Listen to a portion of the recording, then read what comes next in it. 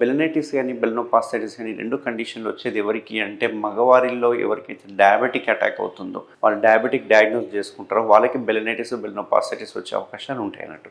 So ఈ మగవారిలో ఈ పెన్నిస్ issues ఏముంటాయి అనుకుంటే కనుక డయాబెటీస్ వచ్చిన తర్వాత మనం కంటిన్యూస్గా మూత్రం పోస్తూ ఉంటారు కాబట్టి ఈ మూత్రంలో ఉండే షుగర్స్ ఏవైతే ఉంటాయో ఇవి చర్మాన్ని అతుకుతూ ఉంటాయి అన్నట్టు ఇక్కడ.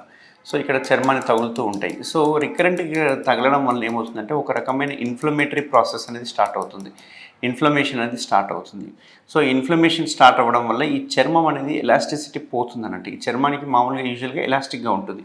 ఈ డయాబెటీస్ వచ్చిన వాళ్ళు చూసుకుంటే కనుక మగవారిలో ముందు అయితే కనుక అంగం యొక్క ముందరలో చర్మం ఫ్రీగా మూవ్ అయ్యేది. బట్ ఎప్పుడైతే డయాబెటీస్ అటాక్ అయ్యిందో ఈ చర్మం థిక్ అయిపోవడము, కలర్ మారిపోవడము, వైట్ కలర్గా మారిపోవడం, వైటిష్ రెడ్ కలర్గా మారిపోవడము, కొంచెం చూస్తే షైనీగా అనిపించడము, ప్లస్ ఎంత దగ్గరికి అయిపోవడం అన్నట్టు. చర్మం అనేది దగ్గరికి అయిపోతుంది, కొంచెం వాపు వచ్చినట్టుగా అనిపించి దగ్గరికి అయిపోతుంది. మీరు బలవంతంగా క్లీన్ చేసుకోవడానికి ప్రయత్నం చేసినా, బలవంతంగా కలవడానికి ప్రయత్నం చేసినా కానీ అప్పుడు మనం లాగినప్పుడు ఏమవుతుందంటే ఇక్కడంతా క్రాక్స్ వస్తూ ఉంటాయి అన్నట్టు. అన్ని చీలికలు చిట్లిపోతూ ఉంటుంది అన్నట్టు. ఈ చిట్లిపోవడం వల్ల విపరీతమైన మంట నొప్పి, కలిసిన తర్వాత విపరీతమైన మంట నొప్పి ఉండడం చూస్తూ ఉంటాం. దీన్నే మనం బెలనైటిస్ అంటాం.